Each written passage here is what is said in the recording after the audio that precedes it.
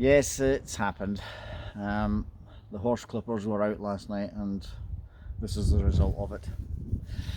Well, actually, it wasn't the horse clippers, but my wife has clipped a few horses, but we did use hair clippers, or she did, and she really enjoyed doing it. It was slightly worrying as I couldn't see what was happening until I eventually got to access to a mirror, but it's turned out okay, and it's a damn sight more comfortable. Anyway, I hope you're well. Somebody asked me about how they can help their kids when coaching them and helping them learn the game. Uh, and many of us have helped people, and in the main, we tend to help people sharing our experiences and our beliefs, and we'll try and make sure that, from a golf perspective, they get the basics right, so how they hold it and how they stand, etc., etc. And we'll tell them stuff that we perceive as important. If I can advise you not to do that, I think it'd be great. You know, Fred Shoemaker, as you know, has had a huge impact in my life, and he has a lovely saying when it goes something like, "Don't share what didn't work for you," and that's it. You know that the logic behind getting the basics right is tough to argue against, but I think it creates a kind of fixed mindset and puts barriers around exploration, and we don't want that. So I would be giving them problems to solve, just games to play. And if you look back at Tiger's journey and Rory's journey, and you'll see him chipping into his washing machine, that to me is at the heart of learning, developing skill, ownership, exploration, everything. The reasons why they would play the game, because it's fun. So even if it's in the garden, don't get caught up in trying to get them to do it right. Just let them explore, whether they're 9 months old or 9 or 19.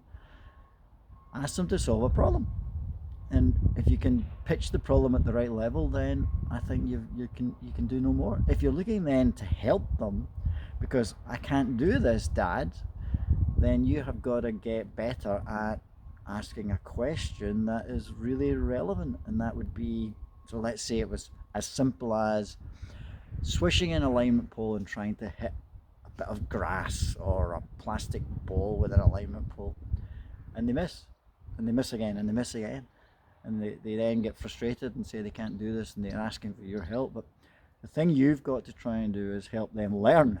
So we learn, if we can, through the experience of what happened. So they swished at the object, they missed it. So the question you need to ask is, where did you miss it? Was it up above it? Was it outside it? Did you brush the grass inside it? Did you brush the grass before it or after it? And reconfirm the task. So let's see if we can try again and notice where we brush the grass. And we just re-engage them if we can, because I know kids sometimes will just throw the toys out the pram and storm off, but re-engage them. Where did that? And you need to pay attention so you can see where they missed it. And that would then carry on to more complex tasks.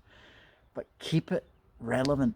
And a task of keeping your eye on the ball and your head down and your left arm straight and your hips square or whatever it is, those are not, to me, good tasks. Good tasks would be brush the grass below the ball and notice if you do. So where did you brush it? Was it here? Was it there? Where did you notice? And you need to pay attention to then be able to answer the question honestly. So that's what I would be doing. Give the kids problems to solve and not answers to remember.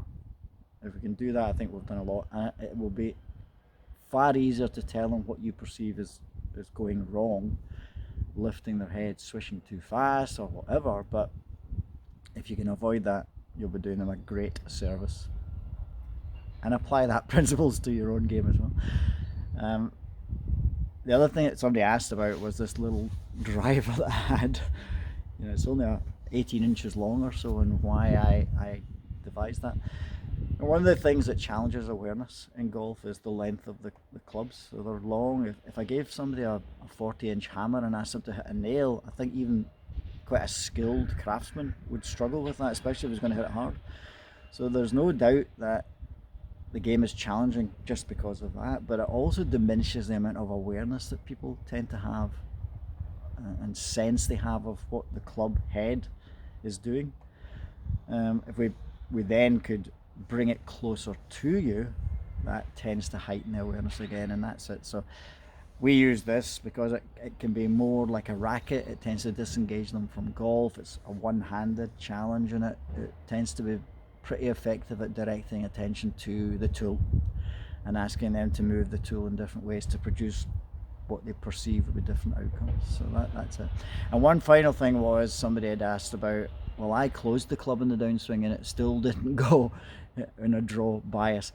And this is because we're always going to be opening and closing golf clubs in relation to what we currently experience. So if your golf club is habitually very open, if you do close the club, then it will only be closed in relation to that. So let's just use numbers. If it was 20 degrees open inadvertently, habitually, you didn't even know this, and you closed it by 5 degrees or 10 degrees, it's still going to be 5 or 15 or 10 degrees open, and therefore it still won't produce the shape that we're hoping that it would. So that's experiential learning, and the experience is based on your past experiences. So closed is just a word that relates to you, and it's not a picture on a screen or whatever. It's just something that you can sense. You've got to deal with the reality then that, wow, that felt so close, I can't believe it, but it's actually just hit a tiny little draw. Or I can't believe how far to the right I feel I've swung that, but it's only started at a touch to the right of the target. So we're always working from where we currently live with our experiences. So I hope all of that answers a few questions. I haven't hit any shots this morning, which again is good because it's cold, and now I'm off to walk the dogs. So I will speak to you soon. Good luck with that.